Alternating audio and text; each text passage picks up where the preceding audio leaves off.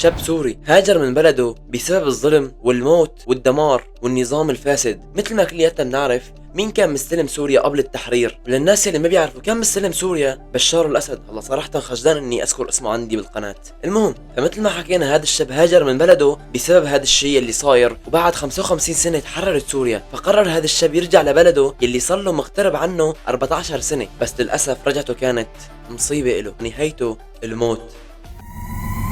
بفيديو اليوم راح نحكي عن قصة الشاب السوري يوسف اللباد. يوسف اللباد تقريبا هاجر من سوريا بعام 2013 وراح على ألمانيا هو وأهله، وبألمانيا كون حاله وتزوج وعمل أسرة وصار عنده أولاد وكان عايش حياته العادية. فبيوم من الأيام تحررت سوريا وكل السوريين كانوا فرحانين بهذا التحرير، إنه ما ضل ظلم وما ضل حرب وما ضل دمار، وكل سوري صار فيه له اسم وصار عنده بلد له. يعني يوسف اللباد بعد ما سمع بهذا الخبر صور فيديو ونشره على حسابه. خلونا نشوف الفيديو سوا. السلام عليكم ورحمة الله وبركاته. بحب هني كل أمة الإسلام عامة، بحب هني أهل الشام خاصة على هالتحرير والنصر المبين، وإن شاء الله عقبال كل الدول المستضعفة وكل الشعوب المقهورة.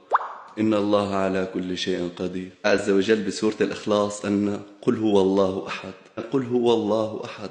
صار الشعب السوري بقدرته وبإرادته هو سبحانه. الله بيجمعنا بالشام جا واحد أحد.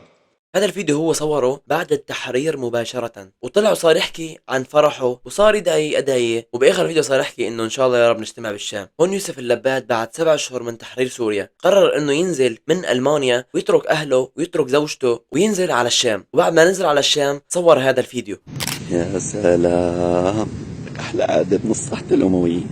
لك بدي نام، يلا ما عم بحسن نام، صار لي يومين ما نايم، ما عم تحسن عيوني تغمض وما تشوف الشام.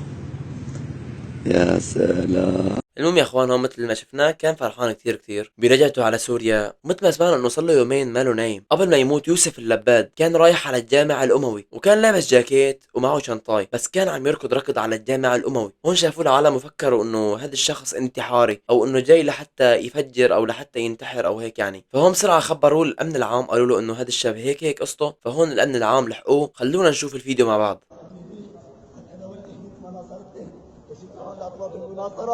الامير احمد الشرس قالوا له ايه؟ قال له دافع عني لاحمد.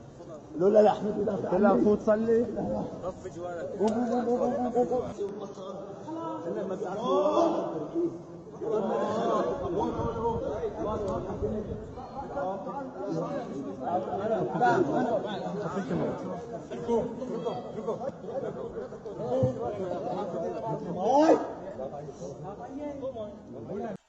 المهم يا اخوان، هون يوسف اللباد يعني من الفيديو مبين انه ما كان بحاله طبيعيه. تمام، هلا انا مثل ما شفت اول شيء انه كان عم يحكي عن التحرير وهيك، انا صرت احكي انه هذا الشخص ما فيه شيء ابدا. بس بهذا الفيديو مبين انه الشخص ما هو طبيعي ابدا يعني. تمام، انا طبعا بس عم احكي رايي الشخصي. بعد ما اخذوه الامن العام واعتقلوه بعد فتره زمنيه اجى الخبر انه يوسف اللباد مات. طب شلون مات؟ في البعض عم يحكي انه ضرب نفسه بادوات صلبه داخل السجن هاد، وهذا الشيء ادى لموته. اول مره انا بسمع انه بالسجن بيكون في ادوات صلبه، وادوات صلبه مع المسجون. طب واذا هو كان عم يضرب حاله بالادوات الصلبه هي، طب انتم ما شفتوا؟ وفي كمان روايه عم يحكوا انه الامن العام بنفسهم هن يلي عذبوه، وهون يوسف اللباد فارق الحياه. ففي كلام كثير وما حدا طلع وصار يحكي شلون مات يوسف اللباد او باي طريقه مات. بس في شيء اسمه الطب الشرعي. الطب الشرعي هو اللي بيكشف انه شلون مات هذا الشخص. بدي انوه على شغله بسيطه كمان، مثل ما صاروا يحكوا انه يمكن يكون مات من الامن العام، في ناس صاروا يحكموا على جميع الامن العام انه هن كذا كذا كذا او انهم سيئين يعني. تمام، يمكن شخص واحد هو يلي قتله بالغلط مثال، طبعا انا بحكي مثال يعني. تمام، فاذا هذا الشخص قتله واحد من الامن العام عمل هذا الخطا وقتله ليوسف اللباد، فنحن ما لازم نحكم على كل امن العام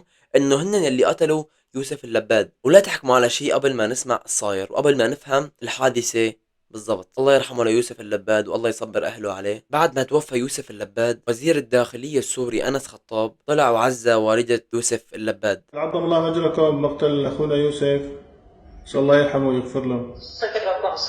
الله يبارك فيك. إن شاء الله نحن والله الله يعني الله يكتب لك الصبر والأجر. يعني بصراحة موقف صعب، ما بدي أحكي غير هيك، لكن إن شاء الله نحن الموضوع عم نتابع مثل ما قلت لك، هو أخونا بالأخير، ونحن بإذن الله يعني أي شيء بيطلع على أي حدا كبير صغير مسؤول عنصر إن شاء الله بإذن الله رح يتحاسب. وهاي إن شاء الله يعني وعد مني إن شاء الله. والله هو ابني الله وكيلك، القرآن بلسانه والذكر على قلبه. هاي الساعة 1 الخميس وما عاد نام، وبعت فيديو شلون شايف الشام، عم يقول لك والله من فرحتي بالشام. لك من شفته فرحتي الفيديو، بالشام شفته يومين انتشر. صار لي مالي نايم، يومين صار لي مالي نايم. لك فايت متوضي من الوضوء، فايت على المسجد. ان شاء الله نحن باذن الله عم نتابع الموضوع، وان شاء الله مثل ما صار رح نتحدث ورح ننقل لك الصوره بشكل كامل. الموضوع عم نحقق فيه. مشكله كانت اعداد كبيره، صارت هيك مشكله بالجامع، ويعني شوي الوضع بيحتاج كم يوم لحتى تبين معنا كل الامور. اي والله. ونحن ان شاء الله يعني واجبنا ننصفه لاخونا يوسف، ويعني نتكلم الحقيقه مثل ما صارت ان شاء الله.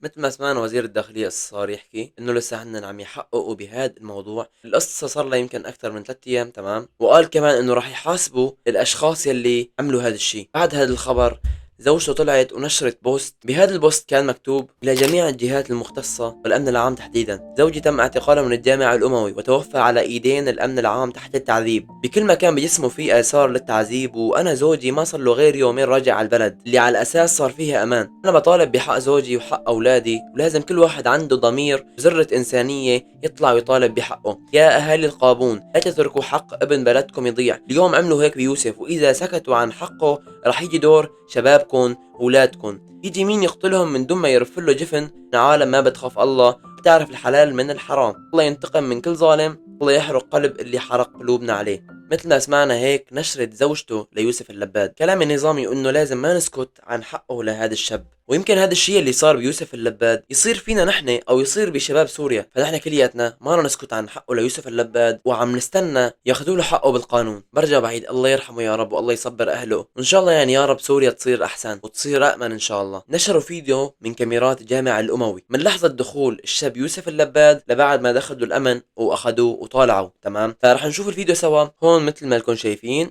كان داخل يوسف اللباد ومع واحد من الامن العام، تمام. هون يوسف اللباد صار يركض. صراحة ليش ما بعرف. عادوا اللقطة مرة تانية مثل ما لكم شايفين. هون يوسف اللباد ركض ركض ركض وراح لمكان ما بصلي الإمام وشلف حاله وتشطح على الأرض. فعن جد يعني هي الشلفة والتشطيح على الأرض ليش؟ أنا لله كمان يعني مالي مستوعب صراحة يا إخوان. رجع إجا هذا الشاب اللي من الأمن العام وجا قومه لهذا الشاب واللي هو يوسف اللباد. فجأة أشوف شلون تحركت إجره، ما بعرف ليش، تمام. ورجع صار يصحي. هون قام يوسف اللباد مسكوا لهاد يلي من الأمن العام. بعدين إجوا يعني واضح انه بيقوم فجأة عنصر الامن عم يحاول يفيد. صراحة يعني والله العظيم ما بفهم أنا الفيديو أبدا أبدا، يعني إنه ليش هيك سوى يوسف اللباد. فالمهم يا إخوان نحن يعني ما بنحسن نحكم عليه هلا وعلى يلي قتله أو شلون مات أو هيك، يعني لازم ما نسكت عن حقه لهذا الشاب، ولازم يعرفوا مين اللي قتله وشلون مات وهيك. فالله يصبر أهله يا رب، والله يرحمه ويجعل مسواه جنة إن شاء الله. هيك كانت قصته للشاب يوسف اللباد. اكتبوا لي تحت بالتعليقات رأيكم بقصة هذا الشاب وعجب كيف مات وشلون. مثل ما بحكي لكم دائما انتم رأيكم بيهمني كثير كثير. اللي مو مشترك اشترك، واللي ما حط لايك يحط لايك. ولهم بنقول انا معكم اخوكم صالح في امان الله. السلام عليكم ورحمة الله تعالى وبركاته.